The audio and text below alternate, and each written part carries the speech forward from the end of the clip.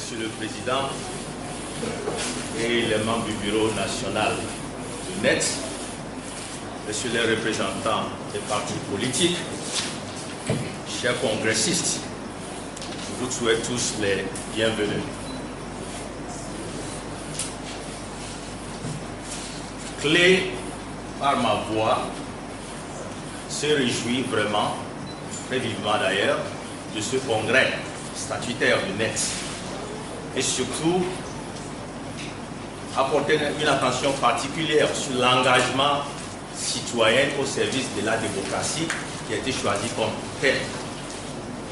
À cet effet, mesdames et messieurs, je voulais réitérer ceci. Si la démocratie, en réalité, est le pouvoir du peuple, et que le peuple doit exercer ce pouvoir-là, cela signifie que le peuple a du travail à faire. Parce qu'un peuple non lucide ne peut pas gérer. D'où l'obligation impérieuse, selon la charte des partis politiques, que nous prenions en charge les adhérents qui sont au sein de nos partis afin que ceux-là puissent sortir de leur ignorance. On vient de nous dire tout à l'heure, comment est-ce que quelqu'un recevra 2000 francs si en réalité il est lucide? Ce n'est pas possible.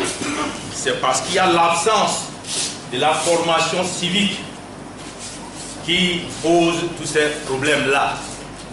Deuxième paramètre que le cercle des leaders émergents veut ajouter, bien sûr en plus de tous les points communs que nous avons ensemble, notamment l'alternance des problèmes de l'heure, les besoins pressants de l'heure, nous disons que le peuple togolais doit s'approprier de la crainte de Dieu.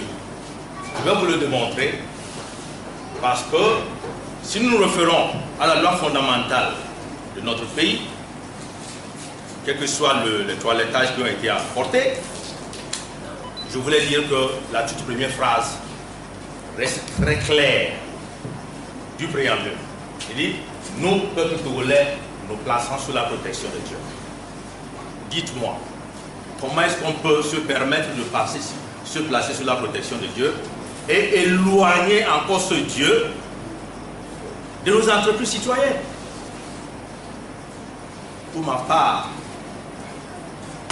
en tant que docteur en théologie, je vais vous le dire, c'est une escroquerie.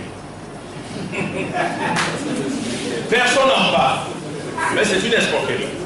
Nous ne pouvons pas décorer notre constitution en mettant le nom du Créateur, quel que soit comment nous l'appelons dans nos différentes confessions religieuses, que ce soit Allah, que ce soit Jéhovah, que ce soit, je ne sais pas, Tobojikpi, etc. Et en même temps, nous l'éloignons complètement des affaires de la cité. Et c'est pour cette raison, quand nous rentrons dans les difficultés, où les contributions humaines que nous pouvons apporter, les pressions humaines que nous pouvons apporter pour que ce pouvoir change, ça devient difficile. Alors que si ce respect de ce vœu constitutionnel a été respecté, il y aura une intervention divine. C'est l'avis du cercle des leaders émergents. Nous croyons que les entreprises citoyennes au Togo doivent être théocentriques. Dieu doit être au centre. Sinon, cela n'aura pas de sens. Aujourd'hui, nous parlons de consensus. Dites-moi, quelle discipline scientifique peut régler ce problème de consensus? Quand les meilleurs avocats s'étirent sur des lois qui sont très claires, qu'on peut comprendre tout de suite, mais puisque c'était dans un esprit partisan, ça continuera pas à poser de problème. Donc le problème de consensus ne se réglera jamais si nous ne retournons pas à notre vœu constitutionnel et permettre à Dieu d'être au centre de nos entreprises citoyennes. Je ne suis pas en train de parler d'aller à l'église les dimanches, aller aux mosquées le vendredi, ou c'est peut-être célébrer les fêtes de Yakayaka ou Vala. C'est au-delà de cela. La religion doit sortir de l'abstrait pour être un truc concret. Et ceci, c'est le travail des chefs religieux. Malheureusement, ceux-là aussi se contentent tout simplement de nous balancer des communiqués après des crises sur crises pour faire le médecin après la mort.